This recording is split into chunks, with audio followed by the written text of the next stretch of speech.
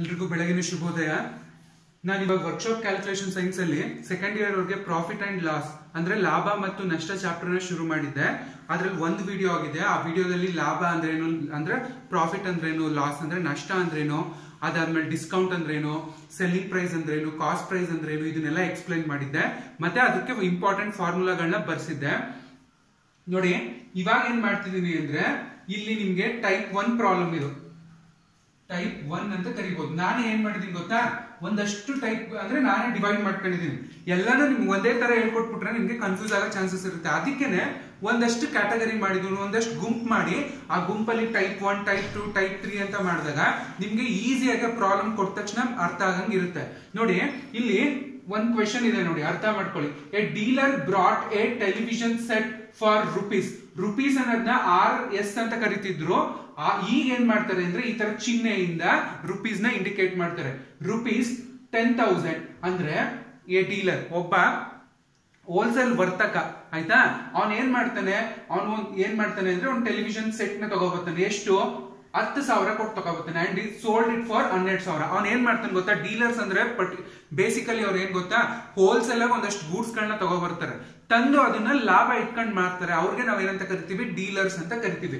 ನೋಡಿ, and sold it for rupees 12,000 ಅಂದ್ರೆ ಒಬ್ಬ ಡೀಲರ್ ಏನ್ ಮಾಡ್ತಾನೆ, 10,000 ರೂಪಾಯಿಗೆ ಒಂದು ಟಿವಿನ ಪರ್ಚೇಸ್ ಮಾಡಿ ಅವನು ಅದನ್ನ ಎಷ್ಟು ಸಾವಿರಕ್ಕೆ ಮಾಡ್ತಾನೆ, 12,000 ಮಾಡ್ತಾನೆ, ಆಯ್ತಾ. ಫೈಂಡ್ ದಿ ಪ್ರಾಫಿಟ್ ಆರ್, ಈ ತರ ಲೈನ್ ಹೇಳಿದ್ರೆ ಅದು ಆರ್ ಅಂತ, profit or loss made by him for A 1 television set. 1 set ಎಷ್ಟು ಅಂತ ಕೇಳ್ತಾನೆ.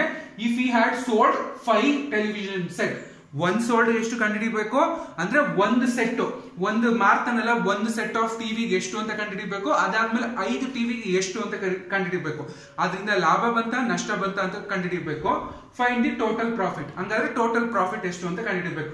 ನೋಡಿ, SP ಅಂದ್ರೆ ಸೆಲ್ಲಿಂಗ್ ಪ್ರೈಸ್, CP ಅಂದ್ರೆ ಕಾಸ್ಟ್ ಪ್ರೈಸ್, ಆಯ್ತಾ.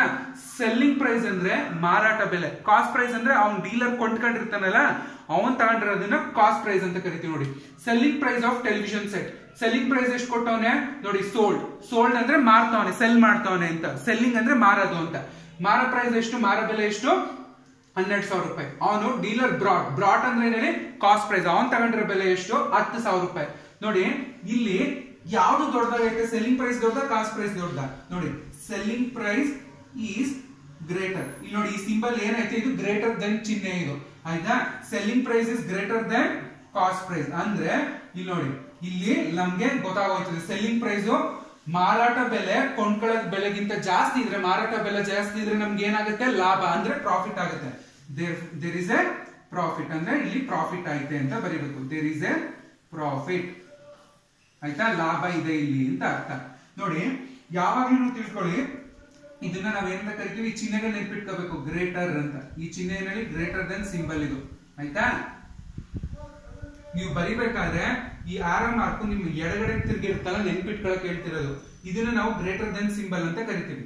ನೋಡಿ, ಇವಾಗ ನಾವ್ ಏನ್ ಮಾಡ್ಬೇಕು ಅಂದ್ರೆ, ಪ್ರಾಫಿಟ್ ಗೆ ಫಾರ್ಮುಲಾ ಏನು ಅಂದ್ರೆ, profit is equal to selling price minus cost price, ಆಯ್ತಾ. ನೋಡಿ, ಸೆಲ್ಲಿಂಗ್ ಪ್ರೈಸ್ ಎಷ್ಟೈತೆ, 12,000 ರೂಪಾಯಿ ಐತೆ, 12,000 ಐತೆ. ನೆಕ್ಸ್ಟ್ ಮೈನಸ್ ನಮ್ದು ಕಾಸ್ಟ್ ಪ್ರೈಸ್ ಎಷ್ಟು, 10,000 ಅಂದ್ರೆ 10,000 ರೂಪಾಯಿಗೆ ಒಂದು ಟಿವಿ ತಗೋತಾವನ ಅವನು, ತಗೊಂಡಿದ್ದನ್ನ ಏನ್ ಮಾಡ್ತಾವನೆ, 12,000 ರೂಪಾಯಿಗೆ ಮಾರ್ತಾವನ ಅವನು. ಸೊ ಅಲ್ಲಿ ಲಾಭ ಎಷ್ಟು ಬಂತು, ಪ್ರಾಫಿಟ್ ನಿಮ್ಗೆ 2,000 ರೂಪಾಯಿ ಬಂತು, ಆಯ್ತಾ. 2,000 ರೂಪಾಯಿ ಬಂತು ಅಂದ್ರೆ ಪ್ರಾಫಿಟ್ ಒಂದ್ ಸೆಟ್ಗೆ ಎಷ್ಟು, 1 ಟಿವಿ ಸೆಟ್ಗೆ 1 ಸೆಟ್ ಆಫ್ ಟೆಲಿವಿಷನ್ ಅಂದ್ರೆ 1 ಸೆಟ್ಗೆ ಎಷ್ಟು ಬಂತು ಅಂದ್ರೆ, 1 ಸೆಟ್ಗೆ ಎಷ್ಟಾಯ್ತು, 2,000 ರೂಪಾಯಿ ಆಯ್ತು. ಹಾಗಾದ್ರೆ 5 ಸೆಟ್ ಮಾಡ್ತಾನೆ, ಆಯ್ತಾ. ಎಷ್ಟು ಸೆಟ್ ಮಾಡ್ತಾನೆ ಇಲ್ಲಿ ನೋಡಿ, 5 ಟೆಲಿವಿಷನ್ ಸೆಟ್, 5 ಟೆಲಿವಿಷನ್, 5 ಟಿವಿಗಳನ್ನ ಮಾರಕ್ಕೆ ಎಷ್ಟು ಅಂತ ಕಂಡಿಟ್ಕೋಬೇಕು. ನೋಡಿ, 5 ಇಂಟು 2,000, ಆಯ್ತಾ. 5 ಇಂಟು 2,000 ಎಷ್ಟಾಯ್ತು, 10,000 ರೂಪಾಯಿ ಆಯ್ತು ಲಾಭ ಒಟ್ಟು. ನೋಡಿ, 5 ಸೆಟ್ಗೆ ಎಷ್ಟಾಯ್ತು, 10,000 ಆಯ್ತು ನೋಡಿ. ಇಲ್ಲಿ ಮೇನ್ ಆಗಿ ನಿಮ್ಗೆ ತಿಳ್ಕೊಬೇಕಾಗಿರೋದು ಇಷ್ಟ. ಇದನ್ನ ನೋಡಿದ ತಕ್ಷಣ ಹೇಳ್ಬೋದು ಈ ತರ ಪ್ರೊಸೀಜರ್ ಮಾಡಿ ಏನು ಆತರ ಅಷ್ಟೊಂದೇನು ಬೇಕಾಗಿಲ್ಲ. ಏನಕ್ಕೆ ಅಂದ್ರೆ ಪ್ರಾಕ್ಟೀಸ್ ಮಾಡ್ತಾ ಮಾಡ್ತಾ ಅಷ್ಟು ಪರ್ಫೆಕ್ಟ್ ಆಗ್ತೀರಾ ನೋಡಿ. ಫಸ್ಟ್ ಅವ್ನು ಏನ್ ಕೇಳ್ತಾನೆ ಇನ್ನೊಂದ್ಸತಿ ಹೇಳ್ತಾನೆ, ಅರ್ಥ ಮಾಡ್ಕೊಳ್ಳಿ ಕ್ಲೀನ್ ಆಗಿ. ಒಬ್ಬ ವರ್ತಕ ಇರ್ತಾನೆ, ಒಬ್ಬ ಟಿವಿ ಮಾರ ಅಂತ ವ್ಯಾಪಾರಿ ಇರ್ತಾನೆ, ಹೋಲ್ಸೇಲ್ ಡೀಲರ್ ಇರ್ತಾನೆ. ಅವ್ನು ಏನ್ ಮಾಡ್ತಾನೆ ಗೊತ್ತಾ, ಒಂದು ಟಿವಿಗೆ 10,000 ರೂಪಾಯಿ ನಂಗೆ ಅವ್ನು ಕೊಂಡ್ಕತಾನೆ. ಕೊಂಡ್ಕೊಂಡು ಅವನು ಜನಗಳಿಗೆ ಎಷ್ಟಕ್ಕೆ ಮಾರ್ತಾನೆ, 12,000 ರೂಪಾಯಿ ಮಾಡ್ತಾನೆ ನೋಡಿ. ಇಲ್ಲಿ ಬ್ರಾಟ್ ಅವ್ನು ಎಷ್ಟು ಕೊಂಡ್ಕತಾವನೆ, 10,000 ರೂಪಾಯಿ ಕೊಂಡ್ಕತಾವನೆ. ಸೋಲ್ಡ್ ಅಂದ್ರೆ ಅವ್ನ್ ಮಾರಾಟ ಬೆಲೆ, ಸೆಲ್ಲಿಂಗ್ ಪ್ರೈಸ್. ಸೋಲ್ಡ್ ಅಂದ್ರೆ ಏನು, ಸೆಲ್ಲಿಂಗ್ ಪ್ರೈಸ್ ಅಂತ ಆಯ್ತಾ. ಅದು ಎಷ್ಟಕ್ಕೆ ಮಾರ್ತಾವನೆ ಅಂದ್ರೆ 12,000 ಮಾರ್ತಾವನೆ. ಅಂದ್ರೆ ಇಲ್ಲಿ ನಿಮ್ಗೆ ಗೊತ್ತಾಗೋಗುತ್ತದೆ, ಅವ್ನು ಕೊಂಡ್ಕೊಂಡಿರೋ ಬೆಲೆಗಿಂತ ಮಾರ ಬೆಲೆ ಜಾಸ್ತಿ ಇದ್ರೆ ಏನಾಗಿರ್ತದೆ, ಯಾವಾಗ್ಲೂ ಲಾಭ ಇರ್ತದೆ. ಈಗ ನಾನು ಒಂದು 10 ರೂಪಾಯಿಗೆ ಒಂದು ಪೆನ್ ತಗೊಂಡು ನಾನು 15 ರೂಪಾಯಿಗೆ ಮಾರ್ತಿದ್ದೀನಿ ಅಂದ್ರೆ 5 ರೂಪಾಯಿ ನಂಗೆ ಲಾಭ ಬರುತ್ತಲ್ವಾ. ಹಂಗೇನೆ ಇಲ್ಲೂ ಅಷ್ಟೇ, 10,000 ರೂಪಾಯಿಗೆ ಅವ್ನು ಟಿವಿ ತಗೋತಾನೆ, 12,000 ರೂಪಾಯಿಗೆ ಮಾರ್ತಾವನೆ, ಲಾಭ ಬಂತು. ಎಷ್ಟು ಸಾವಿರ ಲಾಭ ಬಂತು, 2,000 ಲಾಭ ಬಂತು. ಅದನ್ನೇ ನಾನು ಇಲ್ಲಿ ಬರ್ದಿರೋದು ಫಾರ್ಮುಲಾ ಹಾಕೊಂಡು. 1 ಟಿವಿಗೆ 2,000 ಬಂತು ಅಂದ್ರೆ 5 ಟಿವಿಗೆ ಎಷ್ಟಾಯ್ತು, 2 × 5 10,000 ರೂಪಾಯಿ ಆಯ್ತು ನೋಡಿ. ಎಷ್ಟು ಸಿಂಪಲ್ ಅಲ್ವಾ. ಅದಕ್ಕೆ ಯಾವಾಗ್ಲೂ ಒಂದ್ಸತಿ ನಿಮ್ಗೆ ಫಾರ್ಮುಲಾ ಓರಿಯೆಂಟೆಡ್ ಕಾನ್ಸೆಪ್ಟ್ ಅರ್ಥ ಆದಾಗ ಜಸ್ಟ್ ಸಿಂಪಲ್ ಆಗಿ ಕೈಯಲ್ಲೇ ಕ್ಯಾಲ್ಕುಲೇಟ್ ಮಾಡ್ಬೋದು ನೋಡಿ. ಒಬ್ಬ ಸೆಲ್ಲರ್ ಏನ್ ಮಾಡ್ತಾನೆ, ಅವನು ಒಬ್ಬ ವರ್ತಕ ಇರ್ತಾನೆ, ಅವನು 10,000 ರೂಪಾಯಿ ಒಂದು ಟಿವಿ ತಗೋತಾ ಇದ್ದಾನೆ ಆಯ್ತಾ. 10,000 ರೂಪಾಯಿ ಟಿವಿ ತಗೊಂಡು 12,000 ರೂಪಾಯಿ ಮಾರ್ತಾವನೆ ಅಂದ ತಕ್ಷಣ ಏನಾಗೋಯ್ತು, 2,000 ಲಾಭ ಬಂದೇ ಬಿಡ್ತಲ್ವಾ. ಒಂದ್ ಸೆಟ್ಗೆ 2,000 ರೂಪಾಯಿ ಲಾಭ ಬಂತು ಅಂದ್ರೆ 5 ಸೆಟ್ಗೆ ಎಷ್ಟು ಬಂತು, 10,000 ರೂಪಾಯಿ ಲಾಭ ಬಂತು ಆಯ್ತಾ. ನೆಕ್ಸ್ಟ್ ನೋಡಿ, ಇಲ್ಲಿ ಈ ಪ್ರಾಬ್ಲಮ್ ಅಷ್ಟೇ ಸೇಮ್ ಅದೇ ತರ.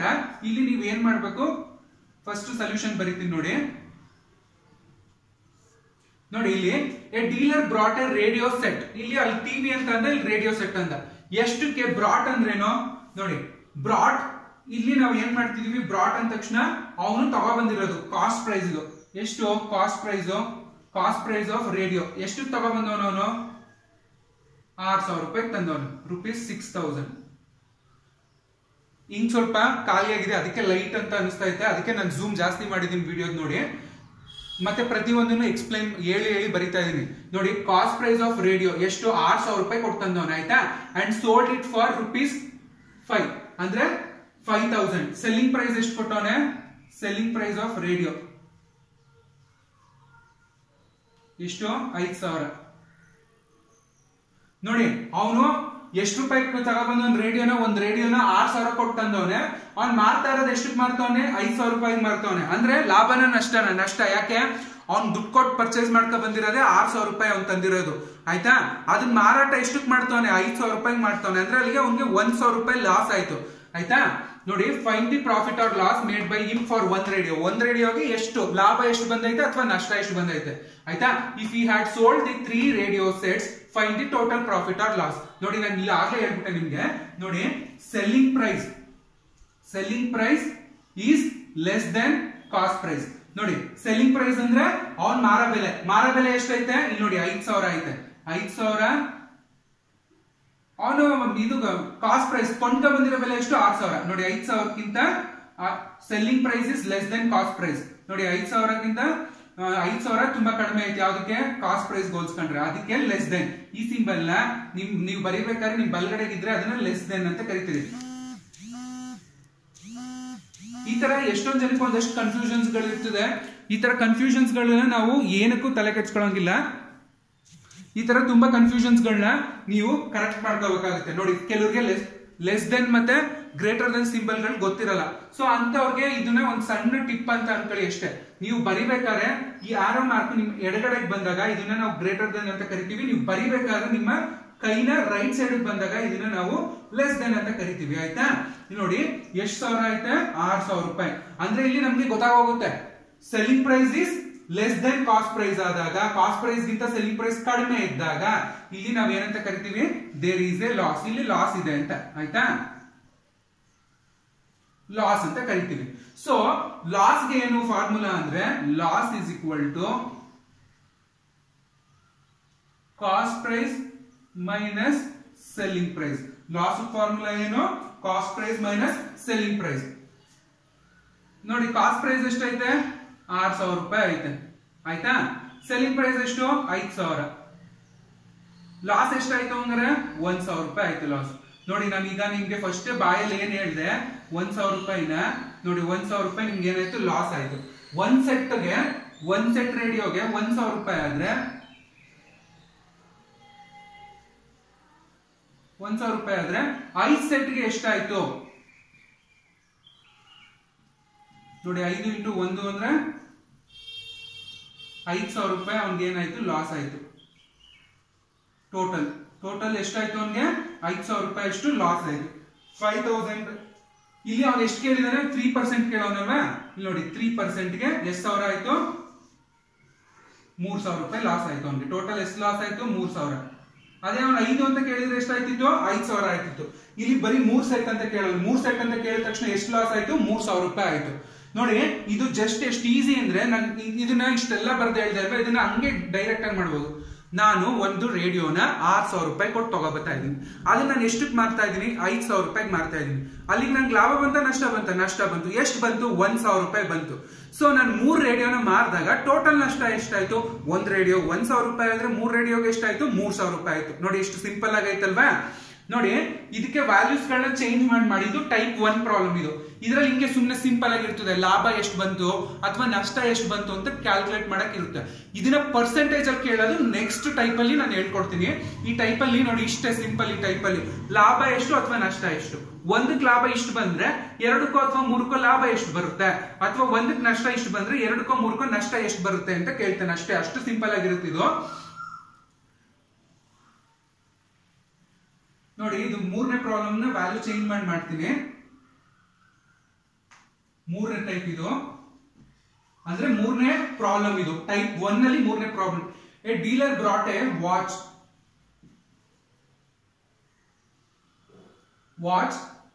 ಫಾರ್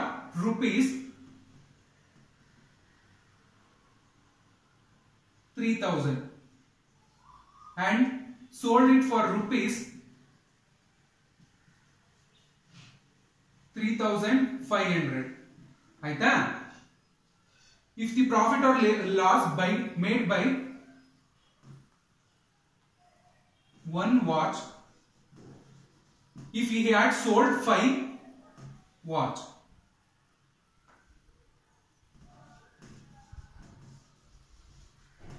ನೋಡಿ ಇಲ್ಲೇ ಚೇಂಜ್ ಮಾಡ್ಬಿಟ್ಟೆ ನಾನು.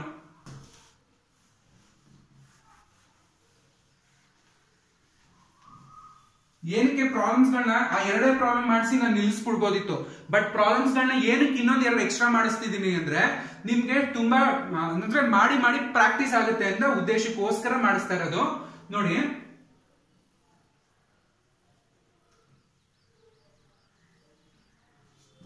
ಕ್ವಶನ್ ಇನ್ನೊಂದ್ಸತಿ ಓದ್ತೀನಿ.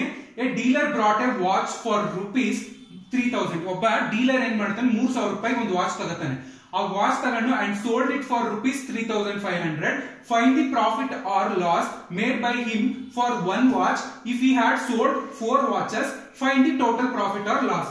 ನೋಡಿ ನಮ್ಗೀಗ ಫಸ್ಟ್ ಅವ್ನು ತಗೊಂಡಿರೋ ಬೆಲೆ ಕಾಸ್ಟ್ ಪ್ರೈಸ್ ಎಷ್ಟು, ಕಾಸ್ಟ್ ಪ್ರೈಸ್ ಆಫ್ ವಾಚ್ ಎಷ್ಟು, ಅವ್ನು ಎಷ್ಟು ಕೊಟ್ಟು ತಗೋತಾವನೆ, 3,000 ರೂಪಾಯಿ ತಗೋತಾವನೆ. 3,000 ಕೊಟ್ಟು ಒಂದು ವಾಚ್ ನ ತಗೋತಾ ಇದ್ದಾನೆ. ಅದಾದ್ಮೇಲೆ ನೋಡಿ ಪ್ರಾಫಿಟ್ ಅಥವಾ ಲಾಸ್ ಕಂಡುಹಿಡಿಯಬೇಕು. ಆಮೇಲೆ ಅವನು ಎಷ್ಟು ಸೆಲ್ಲಿಂಗ್ ಪ್ರೈಸ್, ಸೋಲ್ಡ್ ಅಂದ್ರೆ ಸೆಲ್ಲಿಂಗ್ ಪ್ರೈಸ್ ಆಫ್ ವಾಚ್ ಎಷ್ಟಕ್ಕೆ ಸೆಲ್ ಮಾಡ್ತಾವನು, ಅವನು 3,500 ರೂಪಾಯಿಗೆ ಮಾರ್ತಾವನು. 3,500 ರೂಪಾಯಿಗೆ ಮಾರ್ತಾವನ. ಆಯ್ತಾ. ಅದಾದ್ಮೇಲೆ ಈಗ ನೋಡಿ ಸೆಲ್ಲಿಂಗ್ ಪ್ರೈಸ್ ದೊಡ್ಡದ, ಕಾಸ್ಟ್ ಪ್ರೈಸ್ ದೊಡ್ಡದ. ಇಲ್ಲಿ ನೋಡಿ 3,500 ದೊಡ್ಡದ, 3,000 ದೊಡ್ಡದ. 3,500 ದೊಡ್ಡ ಅಂದ್ರೆ selling price is greater than, ಇದು ಗ್ರೇಟರ್ ದೆನ್ ಚಿಹ್ನೆ, greater than cost price. Therefore profit, there is a profit. ಆಯ್ತಾ. ದೇರ್ ಇಸ್ ಎ ಪ್ರಾಫಿಟ್, ಲಾಭ ಇದೆ ನಮ್ಗೆ ಅಂತ ಅರ್ಥ. ಇದು ಪ್ರಾಫಿಟ್ ಇದೆ. So therefore profit is equal to selling price minus cost price. ಅಂದ್ರೆ ಮಾರಾಟ ಬೆಲೆ ಮತ್ತೆ ಅವ್ನು ಕೊಂಡ್ಕೊಂಡಿರೋಂತ ಬೆಲೆ. ಆಯ್ತಾ. ನೋಡಿ 3,500 ಮೈನಸ್ 3,000 ಅಂದ್ರೆ ಎಷ್ಟಾಯ್ತು ನಮ್ಗೆ, 500 ರೂಪಾಯಿ ಏನಾಯ್ತು, ಲಾಭ ಆಯ್ತು. ಪ್ರಾಫಿಟ್ ಎಷ್ಟಾಯ್ತು, 500 ರೂಪಾಯಿ. ಒಂದು ವಾಚ್ಗೆ 500 ರೂಪಾಯಿ ಲಾಭ ಸಿಕ್ಕಿದ್ರೆ ನಮ್ಗೆ ಅವನು ಎಷ್ಟು ಮಾರ್ತಾವನೆ, 4 ವಾಚ್ ಮಾರ್ತಾವನೆ. ಒಂದು ವಾಚ್ಗೆ ಎಷ್ಟಾಯ್ತು ಲಾಭ, 1 ವಾಚ್ ಪ್ರಾಫಿಟ್ ಎಷ್ಟು, 1 ವಾಚ್ ಪ್ರಾಫಿಟ್ ಎಷ್ಟು, 500 ರೂಪಾಯಿ. ಹಂಗಾದ್ರೆ 4 ವಾಚ್ಗೆ ಎಷ್ಟು, 4 ವಾಚ್ಗೆ 4 × 500. 4 5 ಎಷ್ಟು, 4 5 20 ಅಂದ್ರೆ ಎಷ್ಟಾಯ್ತು? 2000 ಆಯ್ತು. 500 ನಾಲ್ಕಲಿ 2000 ರೂಪಾಯಿ. ಅಂದ್ರೆ ಟೋಟಲ್ ಅವನಿಗೆ 4 ವಾಚ್ಗೆ ಎಷ್ಟು ಲಾಭ ಸಿಕ್ತು? ಪ್ರಾಫಿಟ್ ಎಷ್ಟು ಸಿಕ್ತು ಅವನಿಗೆ? 2000 ರೂಪಾಯಿ ಸಿಕ್ತು. ಅವನು ಒಂದು ವಾಚ್ ನ 3000 ರೂಪಾಯಿ ತಗೊಂಡು ಅಲ್ಲಿಗೆ ಆ ವಾಚ್ ಒಂದೊಂದು ವಾಚ್ಗೂ 500 ರೂಪಾಯಿ ಜಾಸ್ತಿ ಲಾಭ ಇಟ್ಕೊಂಡು ಮಾಡ್ತಾವನೆ. 4 ವಾಚ್ಗೆ ಎಷ್ಟು ರೂಪಾಯಿ ಲಾಭ ಸಿಕ್ತು ಅವನಿಗೆ? 2000 ರೂಪಾಯಿ ಅಷ್ಟು ಲಾಭ ಸಿಕ್ತು. ಆಯ್ತಾ? ನೋಡಿ, ಪ್ರಾಬ್ಲಮ್ಗಳು ಇಷ್ಟೇ ಸಿಂಪಲ್ ಆಗಿರ್ತದೆ. ಈ 3 ಪ್ರಾಬ್ಲಮ್ ಮಾಡಿಸಿರೋ ಉದ್ದೇಶ ಏನು ಅಂದ್ರೆ ಒಂಚೂರು ಪ್ರಾಕ್ಟೀಸ್ ಆಗ್ಲಿ ಅನ್ನೋ ಉದ್ದೇಶಕ್ಕೋಸ್ಕರ ಈ 3 ಪ್ರಾಬ್ಲಮ್ ಮಾಡಿಸಿದ ಟೈಪ್ 1 ಅಲ್ಲಿ. ಇದು ಪಾರ್ಟ್ 2 ವಿಡಿಯೋ. ಆಯ್ತಾ? ಪಾರ್ಟ್ 1 ನ ಇನ್ನೊಂದ್ಸತಿ ಕ್ಲೀನ್ ಆಗಿ ನೋಡಿ, ಫಾರ್ಮುಲಾಗಳಿದೆ ಅದರಲ್ಲಿ. ಅದು ತುಂಬಾ ಈ ಚಾಪ್ಟರ್ ಇಂಪಾರ್ಟೆಂಟ್ ಪಾರ್ಟ್ 1 ವಿಡಿಯೋ. ಅದರಲ್ಲಿ ನಿಮ್ಗೆ ಫಾರ್ಮುಲಾಸ್ ಐತೆ, ಮತ್ತೆ ಪ್ರತಿ ಒಂದು ಪದಕ್ಕೂ ಅರ್ಥ ಇದೆ ಇದರಲ್ಲಿ. ಅದು ಗೊತ್ತಾದಾಗ್ಲೇ ನಿಮ್ಗೆ ಇದು ಈಸಿಯಾಗಿ ಅರ್ಥ ಆಗೋದು. ಆಯ್ತಾ? ನೆಕ್ಸ್ಟ್ ಇದ್ರದ್ದು ಟೈಪ್ 2 ಪ್ರಾಬ್ಲಮ್ಸ್ ಗಳನ್ನ ಮಾಡಿಸ್ತೀನಿ. Thank you.